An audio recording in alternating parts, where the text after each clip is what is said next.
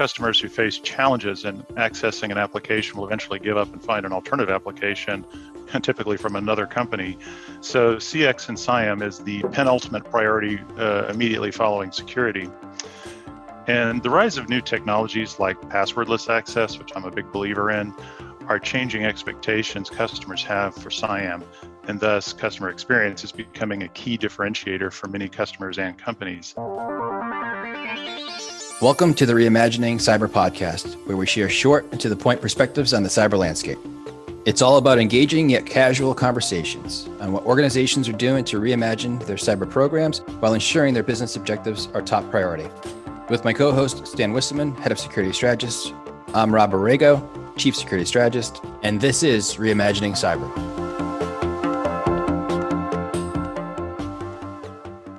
So Stan, who do we have joining us for this episode? Rob, our guest today is Gary Phillips. Gary is currently the VP of Customer Identity Access Management, or CIAM, at E-Trade, which is now part of Morgan Stanley.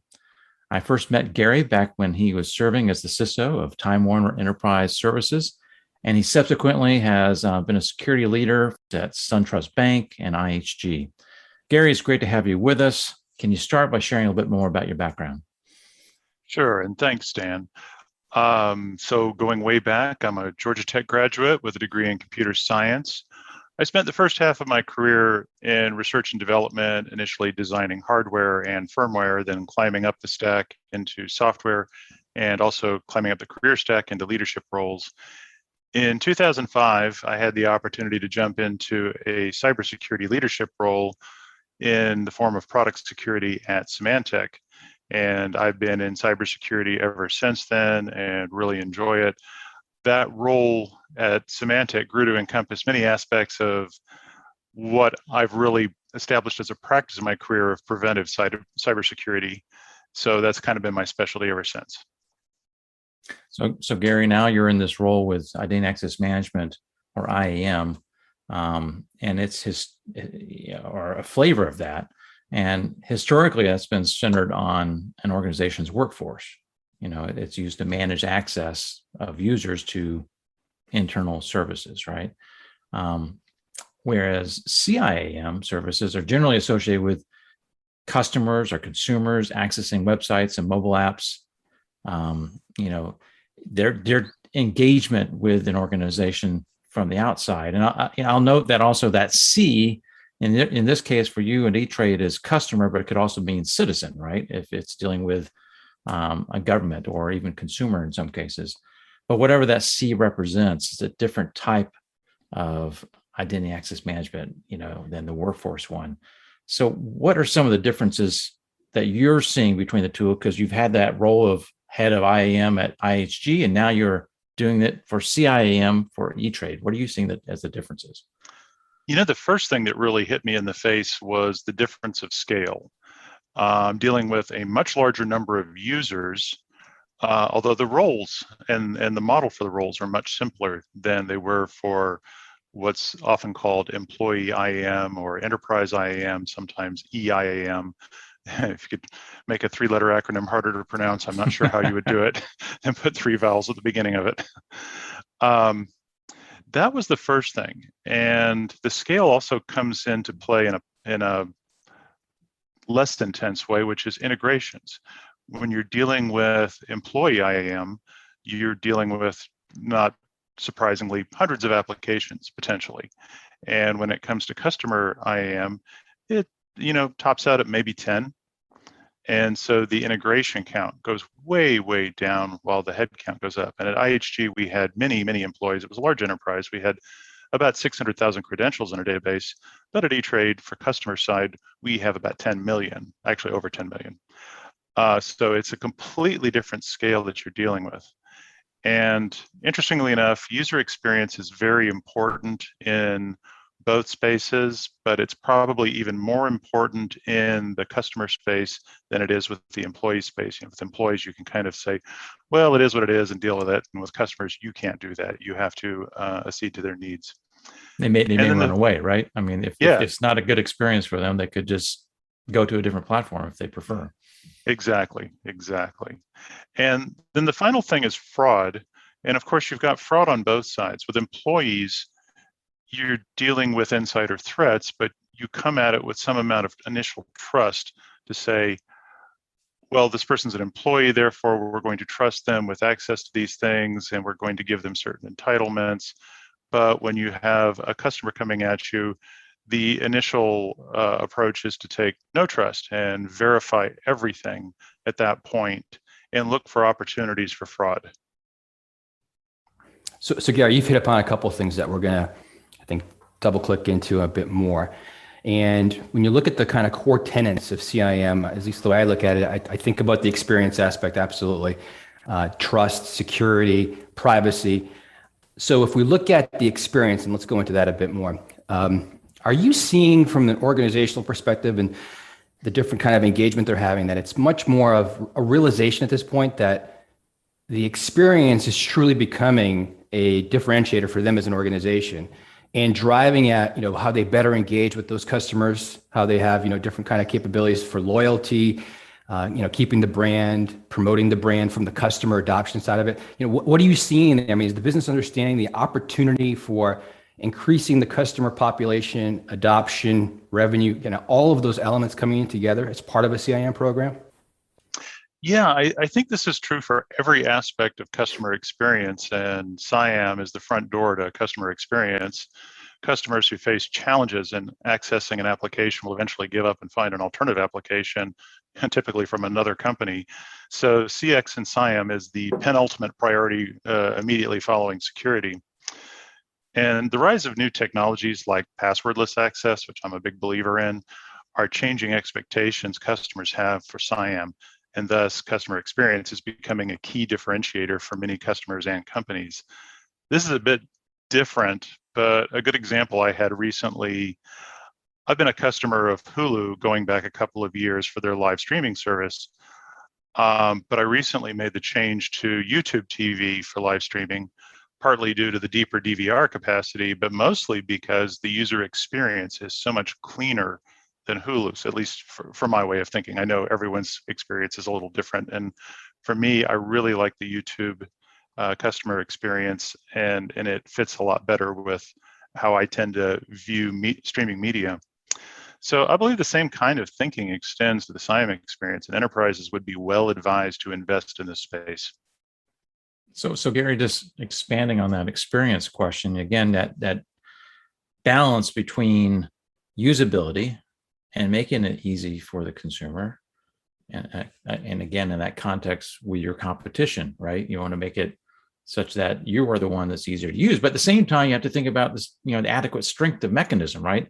We want to make sure it's a strong enough authentication that you're not going to get walked over either, right? I mean, multi-factor or some kind of way of validating that customer truly is who they're saying they are. So what are you seeing as far as how best to balance that question of usability and security? I'm a big fan of passwordless. I mentioned that earlier, and I've worked with a couple of startup companies that are doing some great work around passwordless. So that's the vision I'm pushing for. And thus you would embrace MFA, multi-factor authentication, and de-emphasize the need for passwords. Now, passwords wouldn't just go away altogether, but they would be limited in their scope of use for occasional use, primarily when step-up authentication is needed.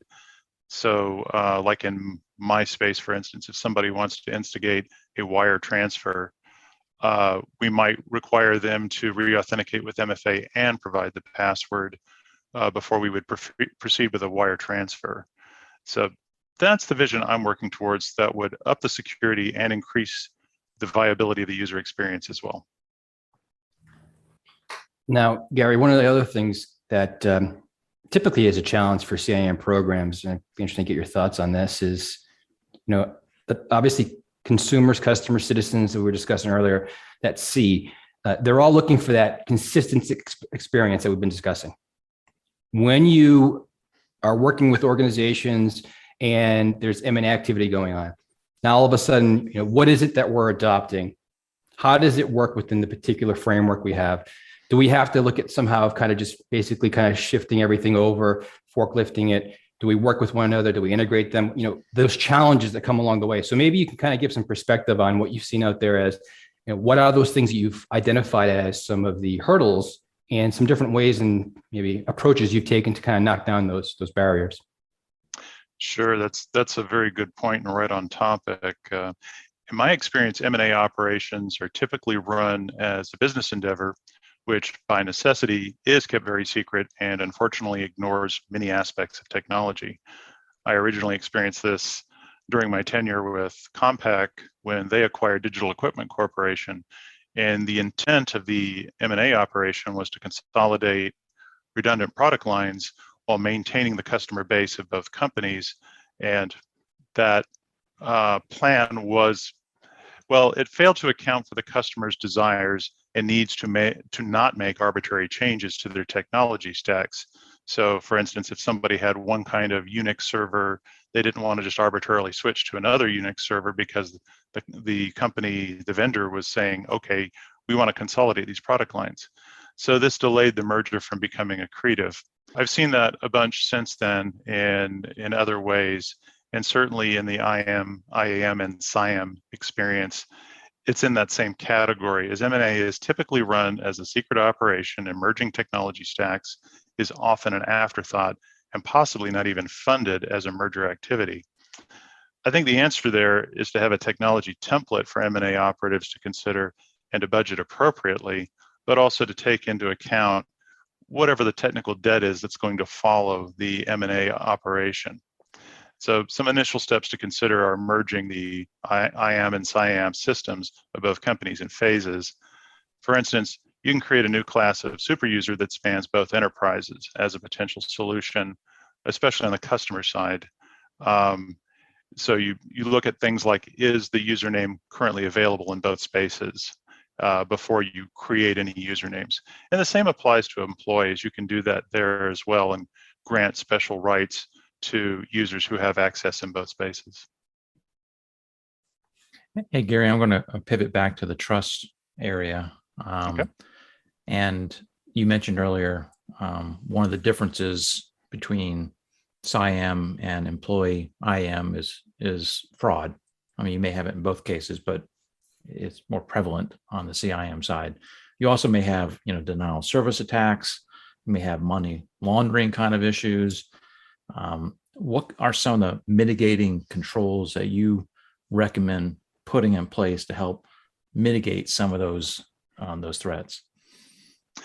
So initially, when we're establishing an account for a customer, it's really important to look at the verification services. And there's a number of them out there where you can pre-qualify the user, their phone number, their address, their credit history, what have you, and say, is this person a fraud risk? And score them appropriately and either give them a provisional account with limited access or give them a full-on account if you fully trust them, and then watch their transactions thereafter to see what they do with that account. That kind of leads to one of my favorite tricks, and I employed this quite a bit at IHG, which is big data analytics.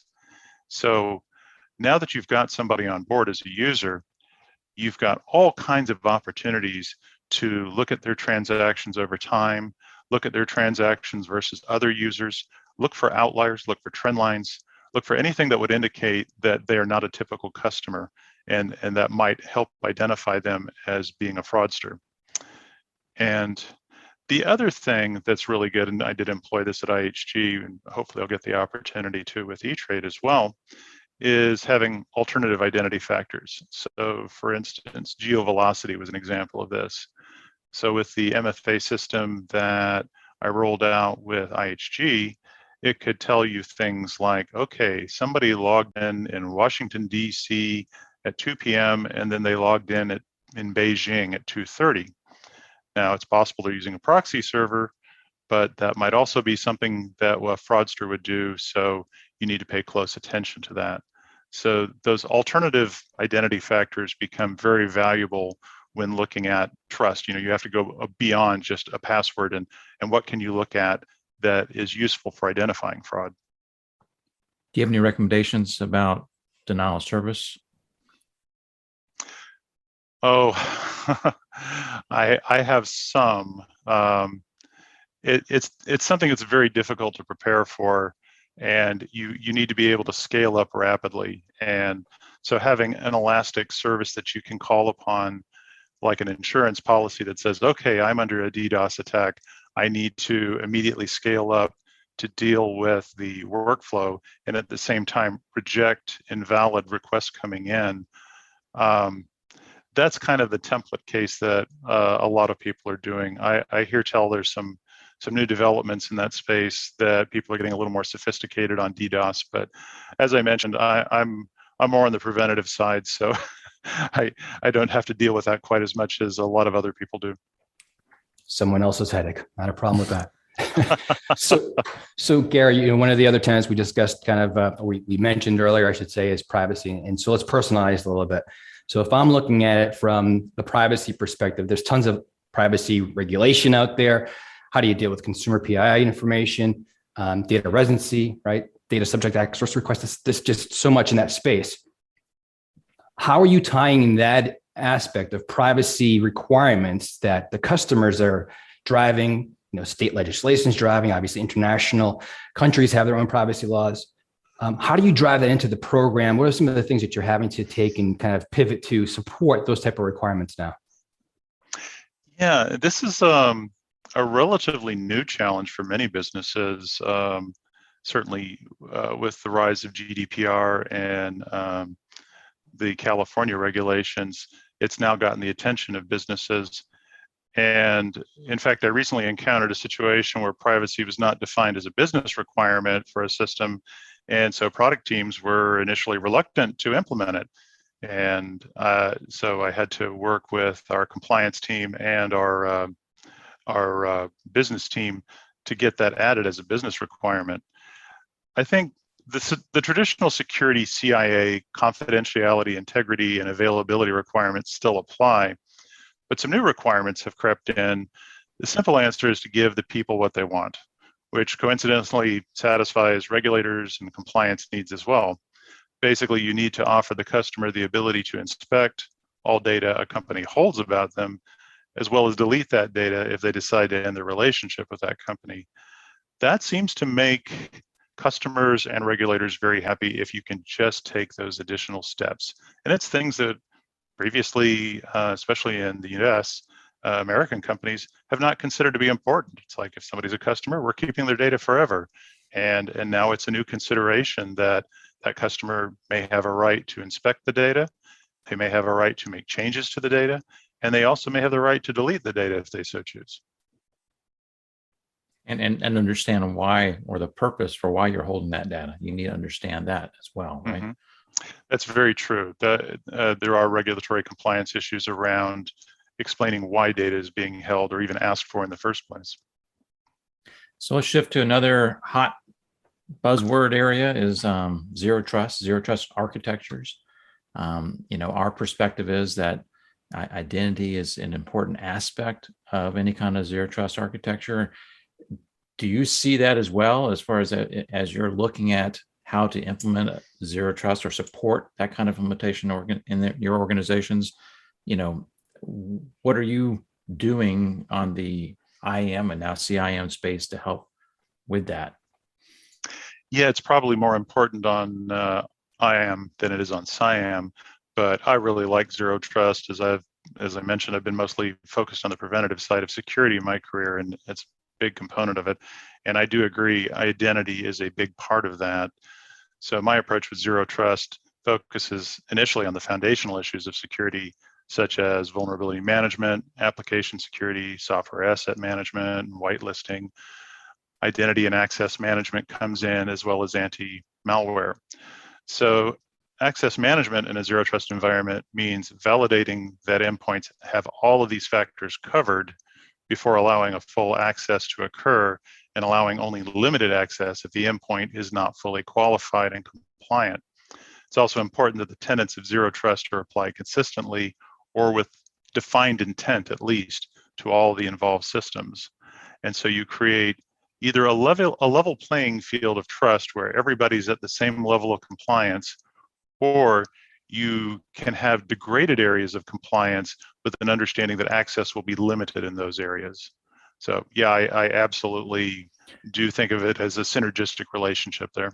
How have you seen organizations or folks like yourself make a successful business case to implement ZTA? I mean, in the sense that it is a heavy lift to actually transform an organization to zero trust architectures, right? That's a real challenge, and it's obviously expensive because it touches on a lot of different elements of information security. The traditional way of justifying expenditures in information security is to point to somebody who's had a disaster and say, don't let that happen to us. Right. But more and more, it is becoming a strategic differentiator. And you can say, you should invest in this because customers care about this. And as more and more of these kind of cyber tragedies occur, more customers are becoming aware of this. And it will very much become a differentiator for companies that are aware of that and can make allowances and investments in that space to say, okay, we're not going to let this happen to us, and it's not going to happen to you, and you should value that coming from us. Just a follow-up question on the CIAM side in that context. Do you see customers demanding more security as far as their interaction with you? In some instances, yes. I mean, especially where it's PII or personal data that we're taking in, they want to assure that it's not getting leaked in any way. So especially things that are easily monetized, like credit card data, they want to know that it's highly secure. And in that respect, yes, they're very much involved in security. I don't think they care about, like, if my company loses MNPI, material non-public information. They care very much in self-interest of, like, what are we doing with their data and how is it protected? Well, Gary, I think, the conversation is one that I hope our listeners really appreciate, because at times I believe that people think about, well, I've implemented this IAM program, so I've supported the internal aspects of my employee population, and now I can flip the switch and kind of do the same thing from the customer side of it. And that's not the reality, right? You can take elements for sure, as you just shared, but I think it's also important to look at different obstacles you may overcome, right? There's a bit more core elements that you are expecting as the consumer or the customer from whoever you're doing business with. And those elements, obviously, you've taken into account in the programs you've built out, but also the hurdles that come at you as part of M&A activity, right? And everything that you need to ensure consistency of the experience is an example of that. So very interesting conversation. I think, people should really gather insights from what you shared about, it's not just the same. There's much more growth opportunity in how you also sell it back to the business and what they can actually accomplish for growing the revenue and actually making security an enabler of how they're doing business going forward. So I think it's a great story. It's a great message. It's a proven one that you've gone through. We really appreciate you sharing that with us here today. So thanks, Gary. Happy to be here. Thanks for having me. Thanks, Gary. Thanks for listening to the Reimagining Cyber podcast. We hope you enjoyed this episode. If you would like to have us cover a specific topic of interest, feel free to reach out to us, and you can find out how in the show notes. And don't forget to subscribe. This podcast was brought to you by CyberRes, a micro-focused line of business, where our mission is to deliver cyber resilience by engaging people, process, and technology to protect, detect, and evolve.